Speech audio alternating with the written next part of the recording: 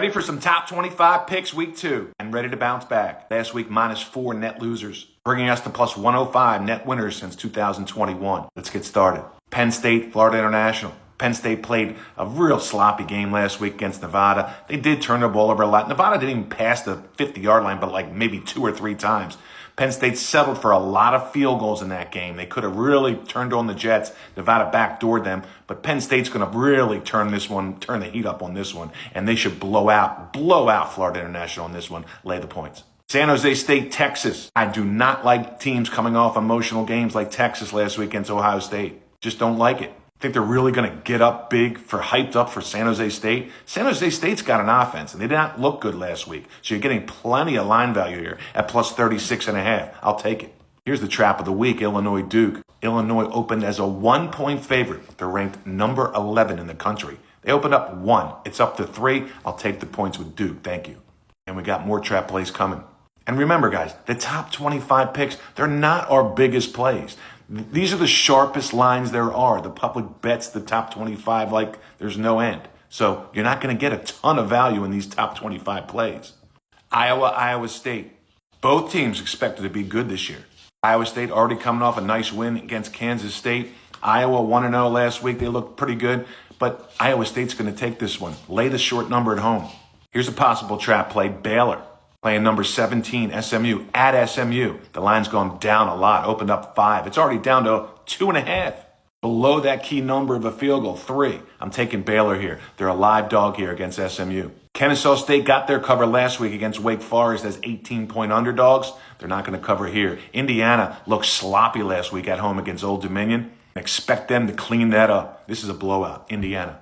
Never going to touch Kent State in my life. I don't care how many points they're getting. They're getting 48.5 against Texas Tech here. Just can't bet Kent State. If you looked at if you've been watching college football the last couple of years, you've seen this team. They are unbelievably bad.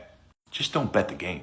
Texas A&M's going to roll Utah State. We had Utah State big last week against UTEP, but they look sloppy.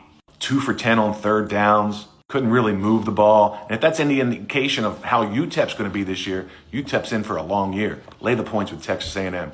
Oklahoma State getting 28.5 now at Oregon. Main reason why? Oak State doesn't have a quarterback. And they have no run game. 3 yards a carry versus Tennessee Martin in week 1. I'm not interested in laying a ton of points in any game, college or pro. But if I had to take this one, I'd have to take Oregon at home. Here's a sneaky dog, Troy against Clemson, another team coming off of a big, high-profile game against LSU last week. And teams that lost their home opener as a home favorite playing in week 2 are 20-42-1 against the spread. Clemson lost their season opener at home as a favorite and playing at home again in week 2. 20-42-1. It's a pretty strong trend. And Clemson's star receiver's injured. Troy's not a powerhouse, but they can cover this number. Could be a big revenge spot for Ole Miss here against Kentucky, as Kentucky went into Ole Miss last year as 15.5-point underdogs and won outright. This is a tough game to bet, though. 10 on the road. I'm not really interested in laying that many points, but if I had to, I'll take Ole Miss, even though Kentucky's playing back-to-back home games. Kentucky's not that strong this year, but you never know. I'd stay away from it. Here's another trap. South Florida getting 17 against Florida. South Florida looked impressive against Boise. Well, not too impressive. Boise turned them over like 5-6 times. Just looks way too easy to take South Florida in this spot, plus all these points. I'll lay it with Florida, even though South Florida's covered the last 2 against Florida. But Florida's far more superior than South Florida this year. They're going to roll up the points in this one. Lay it. LSU's going to continue their winning ways. I'll lay it over Louisiana Tech. Here's another possible trap play. Arizona State, number 12 in the country, at Mississippi State. And I'm going to take the home dog plus the 7. Last year was a close game, touchdown. And Mississippi State really had many chances. I was on that game plus 7.5 at Arizona State when they only lost by 7. They really should have won the game outright. Arizona State was better last year than they are this year. Take the points at home with Mississippi State.